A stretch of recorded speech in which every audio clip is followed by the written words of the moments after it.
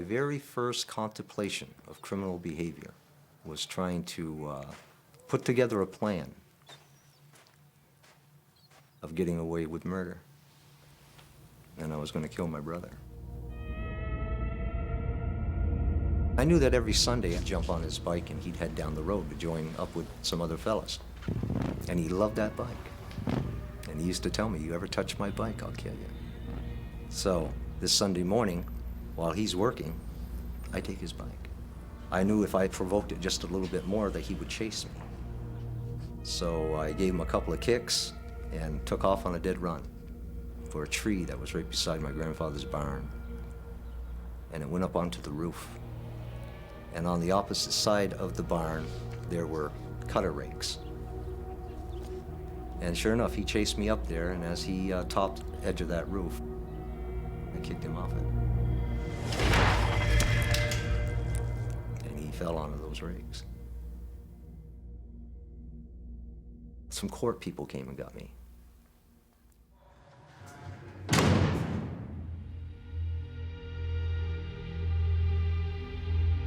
There are few more emotive words in the English language than psychopath, a clinical term for a condition that only recently has begun to be properly defined. It describes a dangerous pattern of behaviour which, although it's been recognised for the best part of a century, is little understood. Every decade has produced its own particular brand of psychopaths, whose horrific crimes have defied any kind of rational explanation.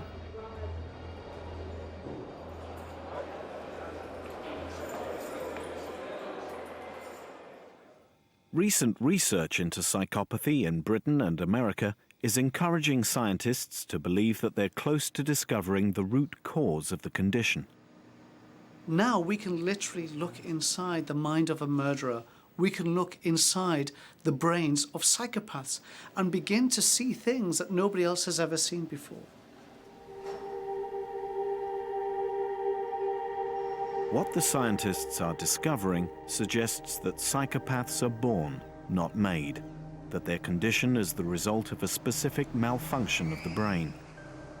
The complexity of psychopathy has made it difficult to treat, but now that could all change. I think the general public would characterize a psychopath as somebody who does really nasty things. And in fact, the public view of the psychopath is that he or she, primarily he, is a serial killer. The general public is not wrong in that respect, but what has happened is that they have ignored the fact that there are tens of thousands of other people out there who are psychopaths but are not serial killers. Psychopaths simply do not experience emotions in the same way that we do. They don't experience empathy in the way that we do. They don't experience love in the way that we do. And because of this, they are more likely to stick a knife in someone to get what they want because they just don't care about the other person. I stabbed my first man. I stabbed him. He lived. But it sent out a clear word to the rest of them that you don't want to be messing with this kid. He'll stick you. Psychopaths can sing the lyrics, but they don't respond to the melody of normal human interactions and emotions. There is something missing. He has no compunctions. He kisses or kills without a thought.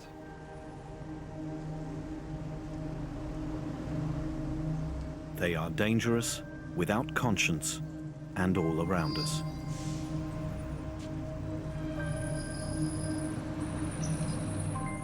In Britain, it is estimated that 1 in every 200 of the population is psychopathic. And by far the vast majority are neither criminal nor in prison. But the kind of harm that psychopaths can cause at home and in the workplace is deeply damaging and costly in every sense. We must be concerned about their impact on families when they're out in the community. They move from relationship to relationship. They have multiple children who they abandon. They engage in spousal assault and a whole range of behaviours which are unacceptable. David Cook is a forensic psychologist at the Douglas Inch Centre in Glasgow. He's made a close study of psychopaths in prison. They tend to be very versatile in their criminality, so they don't tend to engage in one particular type of crime. They'll engage in a whole variety. So they may engage in violent crime, conning and manipulative crime. They may engage in sex crime, property crime, and so forth. So they cover the whole range of criminal behaviour. In the workplace, they often disrupt and destroy the good working of the business or an operation because they're interested in what's in it for themselves. I think it's a very important condition, and we do need resources put into treatment to see if we can find anything that works. The only psychopaths who are readily available for possible treatment and research purposes are those who are locked up in prison. They're a minority of the prison population, but they're special. There is a growing realization that the range of their crimes, coupled with the disproportionate amount of damage they cause, makes them public enemy number one. The population in which you would find a bigger concentration of psychopaths than anywhere else is amongst convicted criminals. But a majority of the people in prison are not psychopaths. Psychopaths are a minority, but a minority who are particularly likely to reoffend. David Thornton is a senior scientist with Her Majesty's Prison Service. He develops treatment programs for serious offenders, and recidivist psychopaths are now a major concern of his. Further criminal behaviour harms the victims of that criminal behaviour. It also costs the country a lot of money in terms of police time, in terms of the time of the courts, and in terms of what society spends in relation to people who've been hurt by crime. You only have to change reoffence rates by quite a small amount, and you actually save quite a lot of money if you're thinking of it in purely economic terms. Before you can tackle the high cost of psychopathic crime, first you must reliably identify who are the psychopaths. Recently, this has become easier. The major breakthrough, I think, has been the development of the Psychopathy Checklist by Robert Hare and his colleagues. And that has allowed uniformity in the diagnostic process. So when a researcher in Canada talks about a psychopath defined by Hare and one in Scotland talks about psychopaths defined by Hare's criteria, we all know we're talking about the same sort of disorder. In Vancouver, the person who has contributed most to helping everyone get a better handle on psychopathy is Robert Hare. From the start, Hare recognized the central problem of defining a condition about which we know little, other than its symptoms. Okay, thanks a lot. Okay, say bye. If you're going to deal with a particular condition, called psychopathy in this case, or schizophrenia or any other condition, you've got to make sure that you can record and measure these particular disorders reliably and validly. From the scientific perspective, psychopathy is a combination of characteristics, inferred personality traits and behaviors that hang together. And for this reason, we had to figure out a way to make this idea of psychopathy as scientifically valid as possible. And we spent the next 15 years trying to develop an instrument that would actually do this job, and in effect a measuring tool that was not made out of rubber. The measuring tool that Hare devised is called the Psychopathy Checklist. It's become the industry standard internationally for identifying psychopaths. In a carefully structured interview, an expert using the checklist, which defines character traits closely associated with psychopaths, can determine the extent to which someone is or is not psychopathic.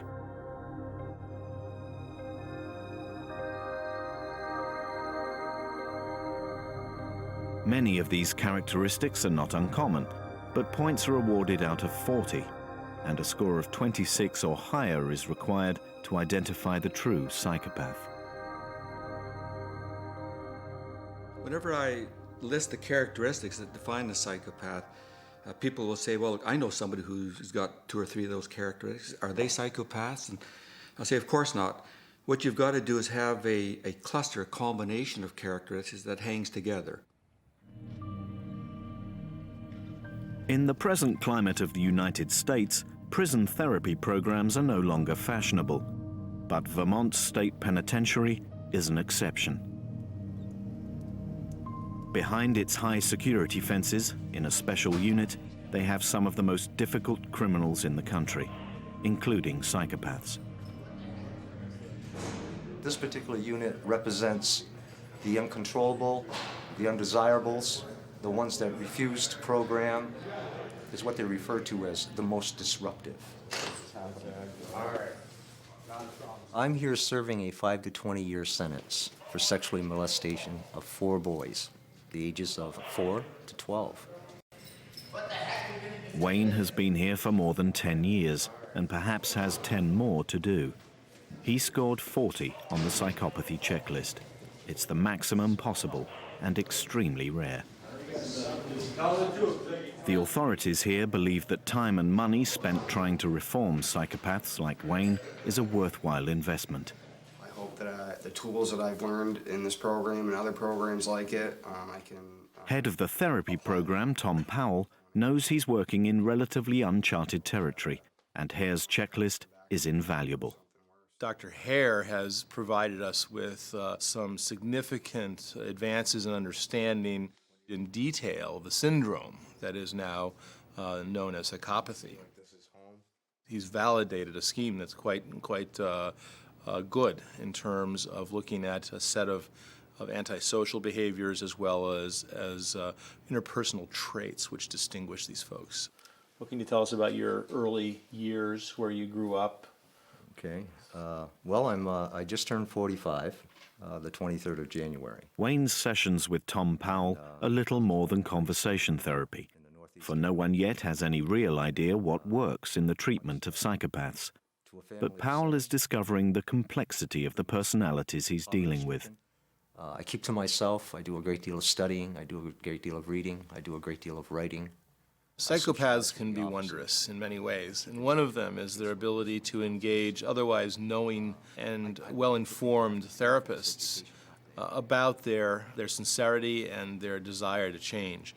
And I have found it very easy to be seduced by the tone and the affect and the engagement of a psychopath who, with great earnestness, tells me that he's finally found the light and has seen the error of his ways. The therapists are wonderful. I learn a great deal from them. Sometimes it can be hard. I suppose that's the way it's supposed to be when you're growing up. I'm ready to go now. I know that that decision will come from others who have already seen. They've seen my change.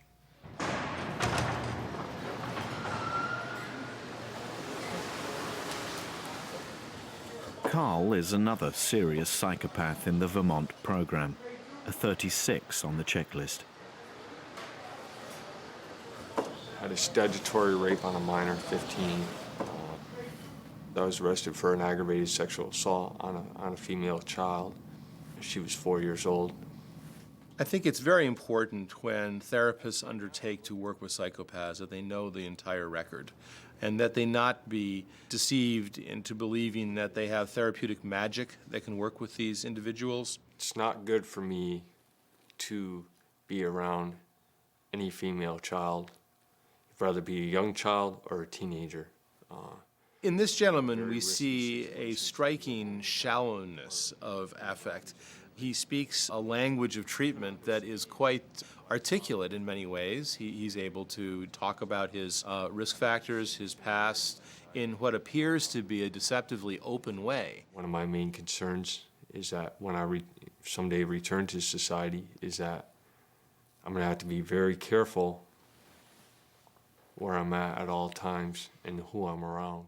If one looks beyond the words and gauges the affect, the emotion, the feeling that goes with them, at that point you start to see a disconnect with what he's saying and what he's experiencing. And I think that is characteristic of psychopaths.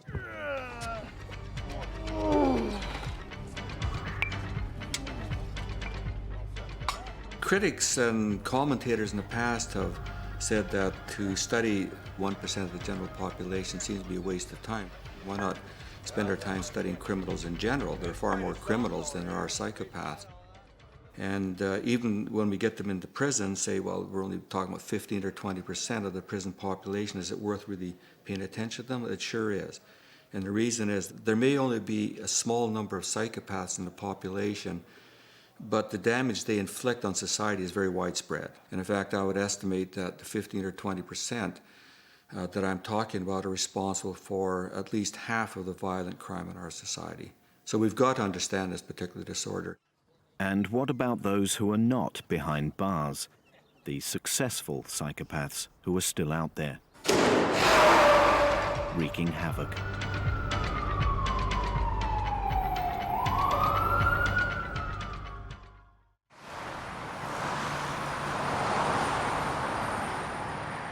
In America, it's estimated that 1 in 100 of the population is psychopathic. But psychopaths make up 20% of the prison population.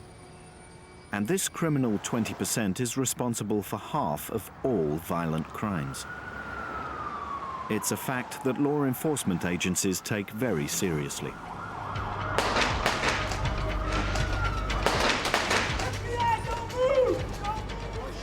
Officers in the line of fire are now given special training in dealing with psychopaths. Don't shoot! We deal with primarily the most violent of violent crimes, the most horrendous of all the crimes in the world. One gun on the ground. In this kind of work, perhaps most of the offenders that I see are primarily psychopaths. And for me, the importance of people in law enforcement, whether it be in parole or corrections, in a state agency or in a federal agency, to be able to understand these people is really critical. Now, perhaps a patrol officer won't encounter a psychopath every day, but when they do, it may be in that one terribly important case or in that one very violent crime, and if they miss it, the crime can go unsolved, the body can go unlocated, the victim can go for long periods of time without being found. So these people, when they do act out violently, can cause just an enormous amount of trouble and problems and heartache.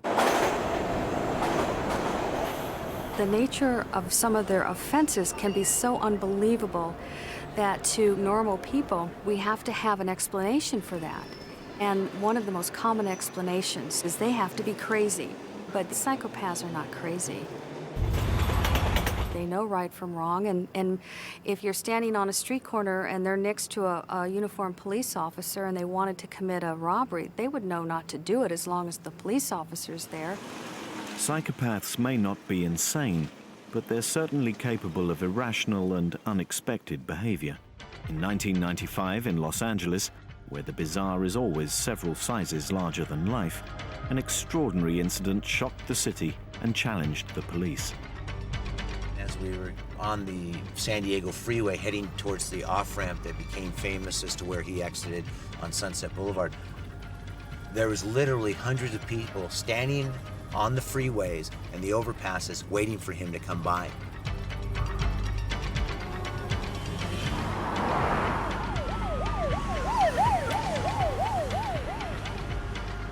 Millions watched, mesmerized, as the prime suspect in a murder case was pursued by police on primetime television. The fact that he was a national hero didn't exclude the possibility that he was also psychopathic. Back up, please. Get out of the way. Step back here. You got any comments? Step back. You don't know anything, sir? Please step back. Have you been told you're under arrest, O.J.? O.J. Simpson certainly has some of the features of psychopathy. He is glib, he's superficially charming, he has a grandiose sense of worth, he's impulsive, he's certainly committed spouse abuse, he's committed antisocial acts. Like a psychopath, he had the history of being a juvenile delinquent early on in his life. He certainly seems to show a lack of emotional depth, the type of features that go to make a cold-blooded killer.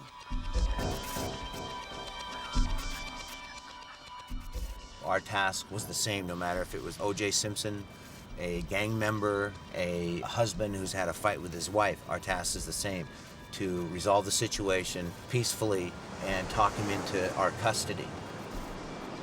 Peter Weiriter was the police officer who had the delicate task of talking O.J. Simpson out of his car and into handcuffs. He had the support of most of the Los Angeles Police Department, but those who advised him how to deal with a suspected psychopath were vital. Dr. Mahandi and I have been on numerous incidents together. He's the one who gives me a profile of the person we're dealing with. It allows me to stay away from certain subjects that might trigger the rise when I'm really trying to get a calming effect and downward, and that's what he really lends so much support to.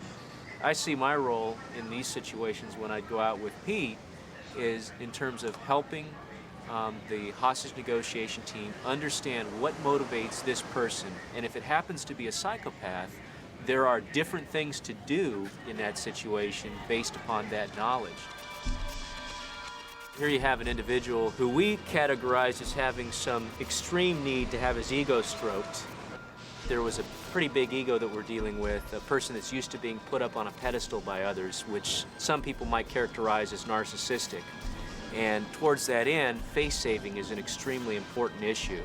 And anything that you can do to protect that person's ego from getting any more injured, that pride from being any more harmed, is what we would tend to support. And I think our task was to come up with a face-saving way for this individual with strong narcissistic and grandiose tendencies to give him an out that's going to save face. And in fact, that is what we did.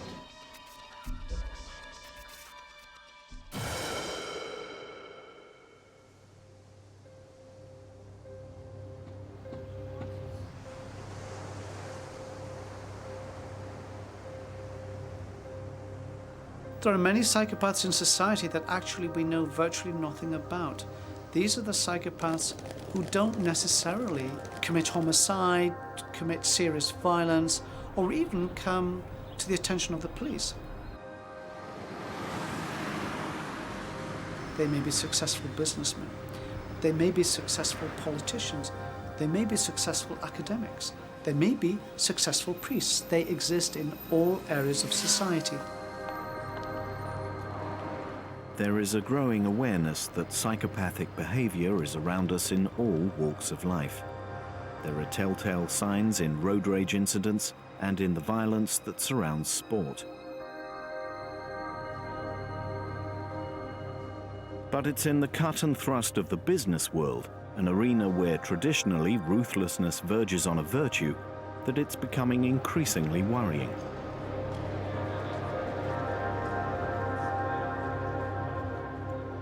Paul Babak, a personnel consultant, has had his own daunting experiences with psychopaths in suits. I was brought into an organization to work on a team-building project. There had been some conflict amongst people in this particular team. And as I interviewed them, half of them identified one person as the source of the conflict. But the other half of the group thought this person walked on water, was absolute dream, and even future leader of the company. As I interviewed him, I found that I personally liked him very much. However, over time, he began to do things that were very bizarre.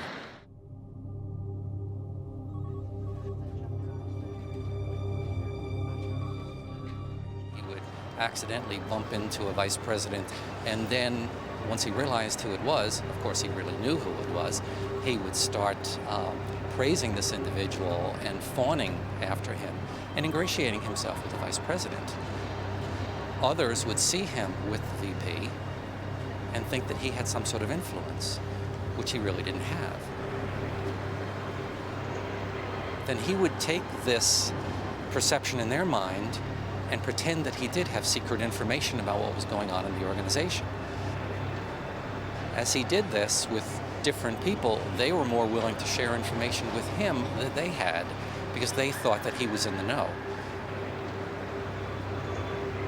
He discovered that one of the vice presidents was having an affair with one of the individuals in the office.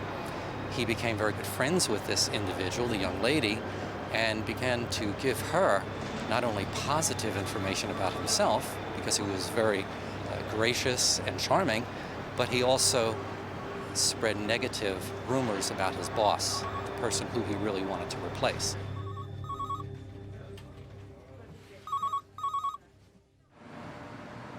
I called Bob Hare. He sent me a copy of the Psychopathy Checklist. I was shocked by the results. This person came out with a 30 out of 40. I called Bob back, and he said to me that, yes, in fact, I had been dealing with a psychopath.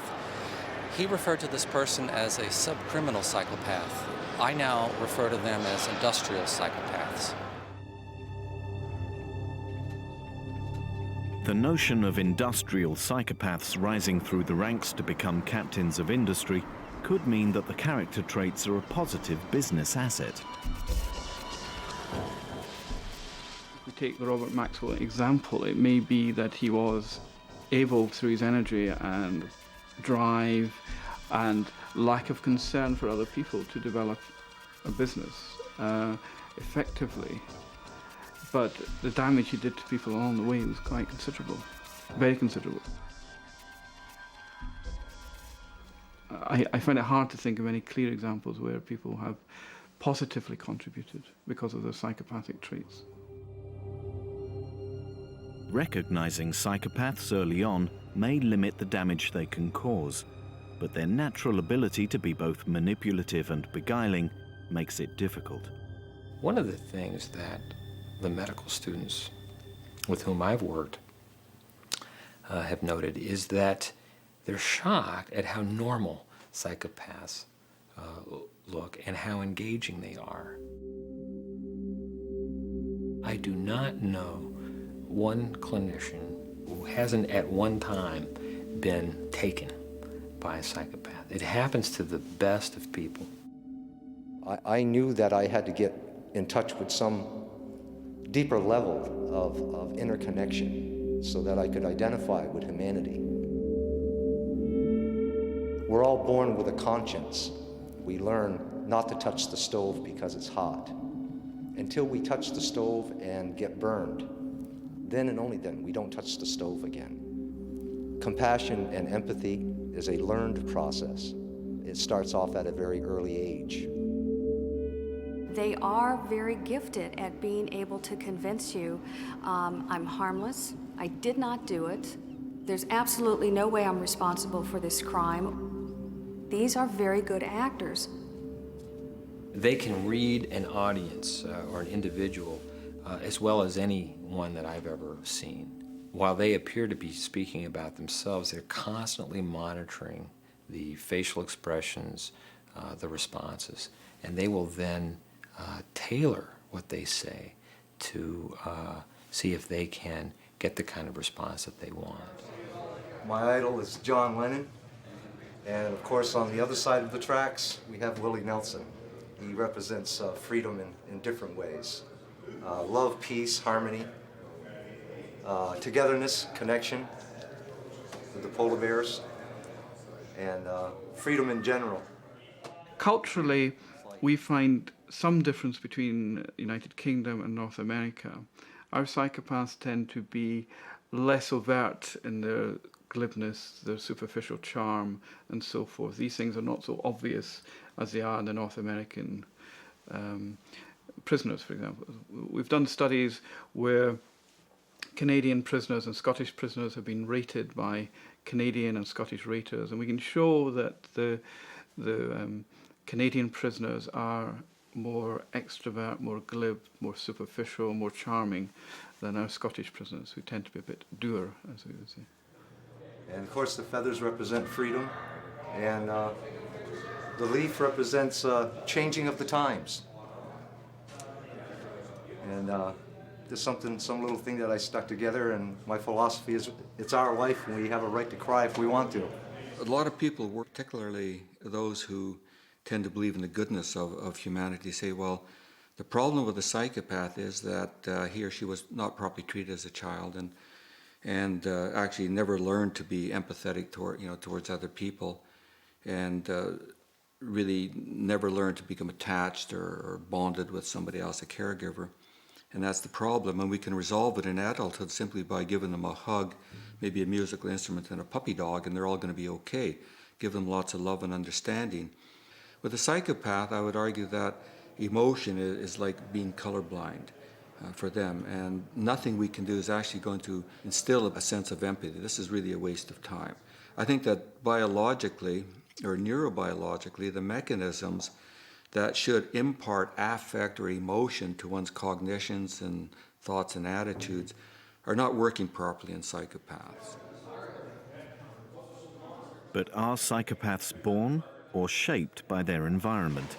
Is it nature or nurture that has so distorted their emotional makeup?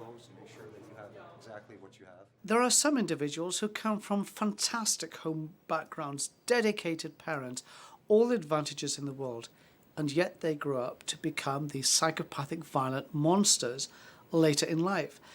And you ask the question, how the heck did they get there?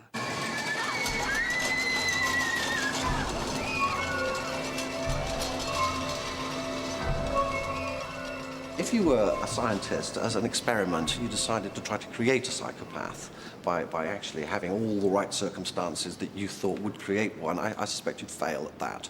It's not something that one can actually cause environmentally.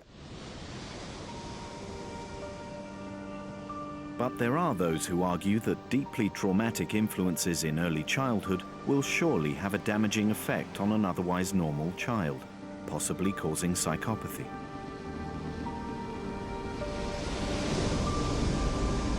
People are going to say if you've been abused as a child, if you've been deprived as a child, if your environment's been so shocking, then inevitably that's going to have consequences in the way that you impact on your environment and on other people.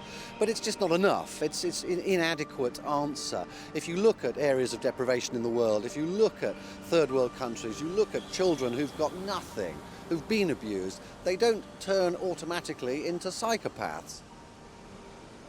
This is something which is innate to the child, which the child is born with. Not, I would stress, directly inherited. It's not that your dad's a psychopath and you're a psychopath, but much more to do with a combination of genes working together or not working properly together that create a predisposition for this. Martin Smedley works with seriously disturbed children at a leading London hospital. He's certain there are signs of psychopathy in some of them who are very young, but current medical practice forbids him to diagnose it. You can't call a child a psychopath. You can't call a child somebody with a personality disorder. One is still of the view that children can change, that actually change can take place over time, and that a personality disorder is something which you have as an adult, and not as a child. I think there are also sort of ethical considerations for taking a small child and saying, well, this person's a psychopath. It has a certain sense of inevitability about it, of incurableness about it, and one doesn't want to look at children in that way. I think one needs to intervene as early as possible if there's any suspicion that this child is likely to develop a personality disorder, is likely to become psychopathic, or is showing signs of psychopathy. One needs to be able to identify what those signs are and intervene. In Britain, medical ethics forbid the diagnosis of personality disorders in juveniles. Therefore, treating psychopathy at an early age, however advisable, is difficult. And anyway, remedial intervention, when the root cause of the condition is unknown, at best can only be guesswork. We're a complex mix of social, familial, genetic and biological processes, but we've almost entirely excluded biological processes from our understanding of crime, violence and psychopathy. I'm absolutely convinced by the research, by the science, that there is a biological basis to psychopathic violent behaviour. A biological basis to the condition raises the question, can psychopaths fairly be held responsible for their actions? As scientists move closer to pinpointing the cause, it's a moral issue that society will have to confront.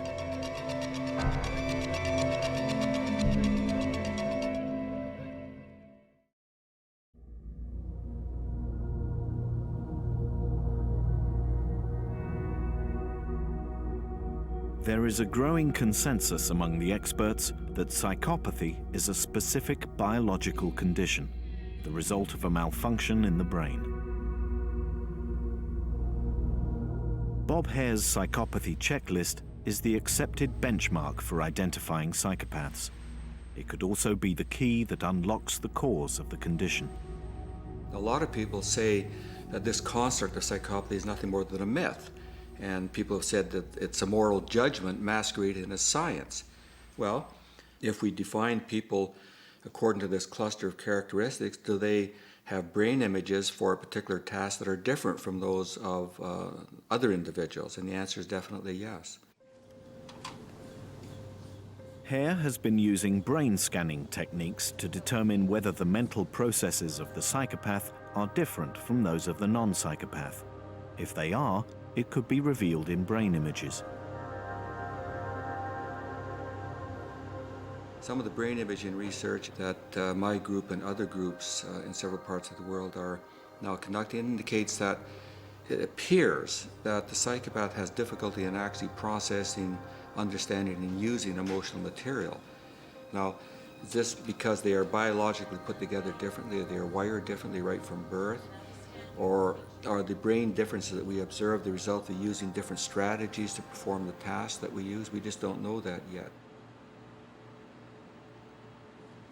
In one experiment, a psychopath's response to emotive words is tested, and the brain activity it produces is compared to that of a non-psychopath. The difference is significant. The white areas denote parts of the brain that are actively processing an emotional response to the words. In the brain of the non-psychopath, there is considerable activity. In the psychopath's brain, there is far less. It seems that there is less emotional involvement. Hare's research into the workings of psychopaths' brains is encouraging. It's clear that there are striking differences in areas that are associated with processing emotions.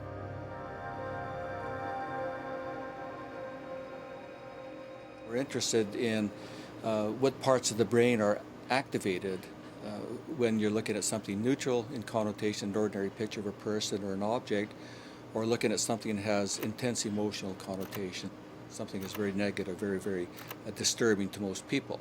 And our prediction, of course, is that the psychopaths will not show the same activation of the same brain regions that we would observe in normal people.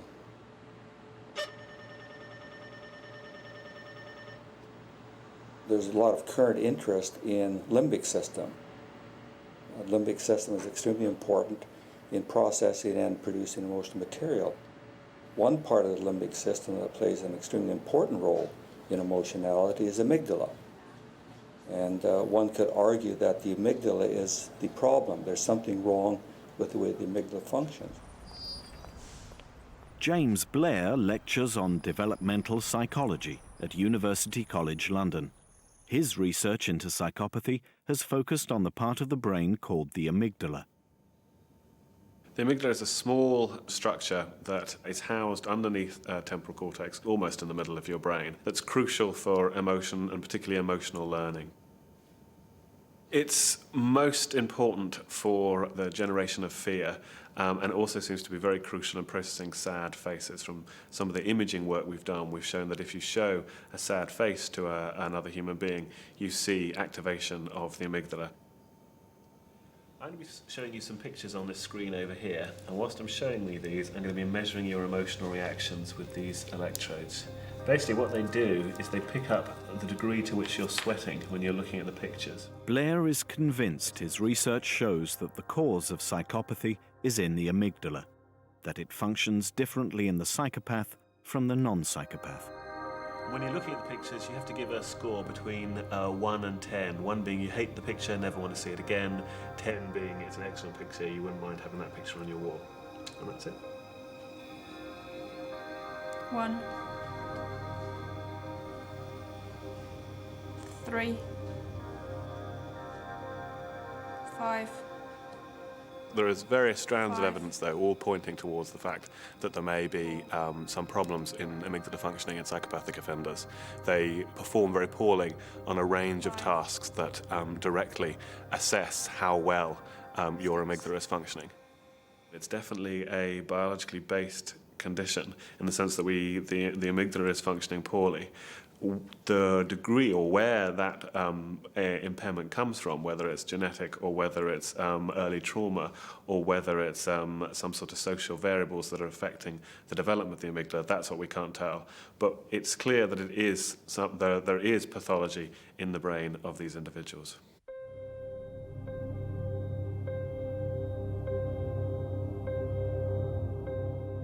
Bob Hare is not convinced that it's that simple.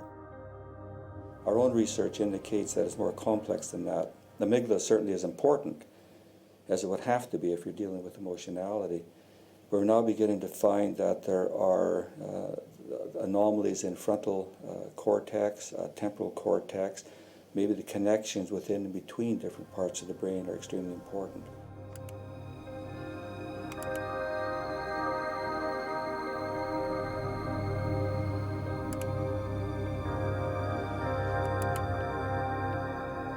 There are those who believe the answer to psychopathy is in the brain, but not necessarily with the amygdala.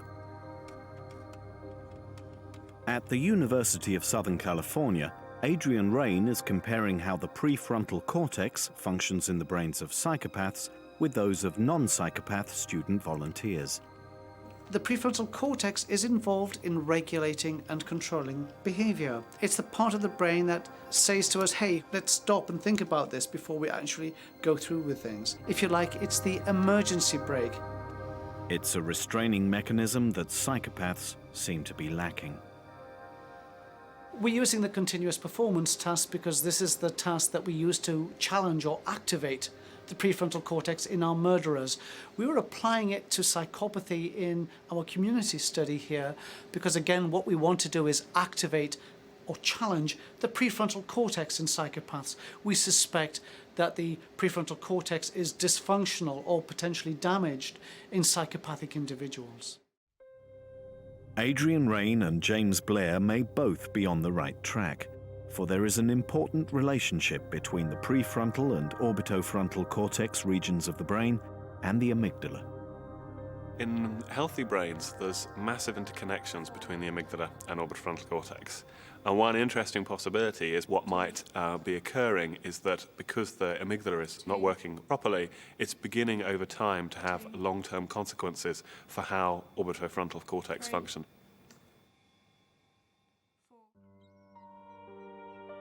Research today into psychopathy is contributing greatly to a new understanding of a very old condition, and it brings with it the possibility of an effective treatment for this dangerous minority who cause so much harm.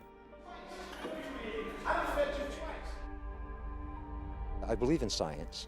I believe in the study of the mind, but it's very complex. I'm not sure if there will be, in my lifetime, any ground made on that. And so for the time being, we have to look at what we have in regards to forms of prevention. We have to protect people. We have to protect society. And I understand that today. The program's a sham. Don't be lying to these people. I don't want that life anymore. Current therapy programs for psychopaths in prison are not proving very successful. Indeed, the extraordinary fact is that there is a higher incidence of reoffending among those who've received treatment than those who've not. Not only does the treatment not work, it seems to exacerbate the condition. By the time you get to adulthood, I think the cause is pretty lost, actually. If you think about trying to shape or reshape your own behaviours perhaps that you might find to be, or other people might find to be irritating or unacceptable, and you make a conscious effort to. You even get therapy for these behaviours, actually trying to change even the most trivial behaviour that you're well used to, where the pattern's very well established, is extremely difficult. If you're talking about a preset mental condition that's been operating since birth or before birth, how on earth are you going to be able to attempt to change that?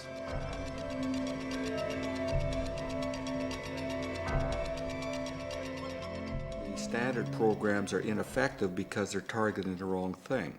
They're trying to target increase in one's capacity for feeling empathy towards somebody else, or they try to develop a flabby conscience into one that's fairly strong. Well, this is a waste of time. with a psychopath.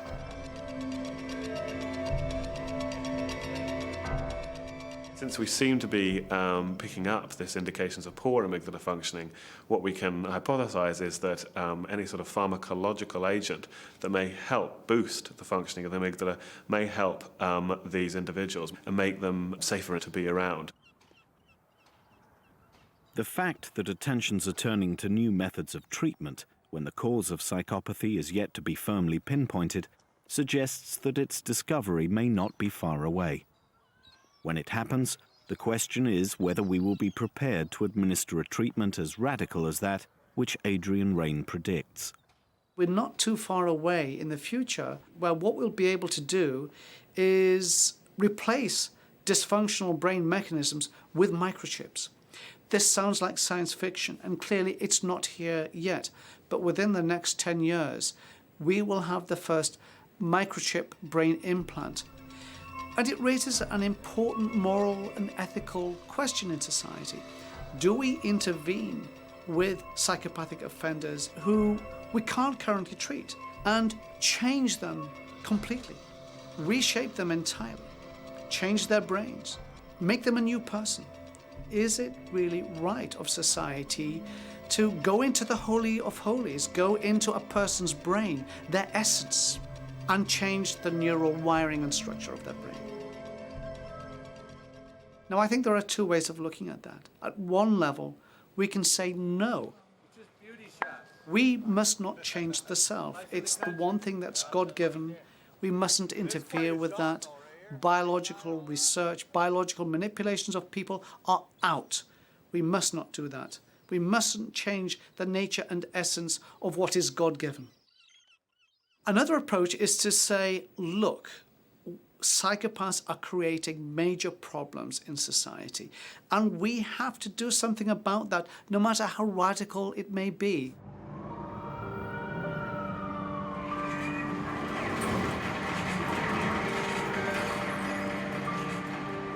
We have to do something about reducing the rate of crime, violence, and murder in society.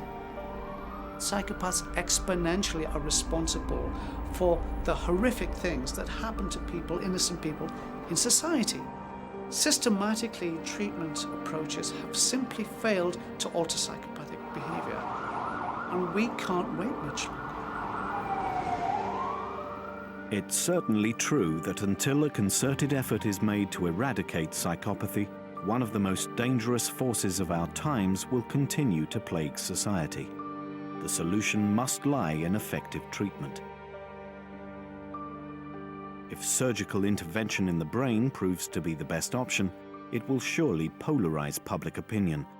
But it's a decision we cannot put off. The cost of evasion is far too high.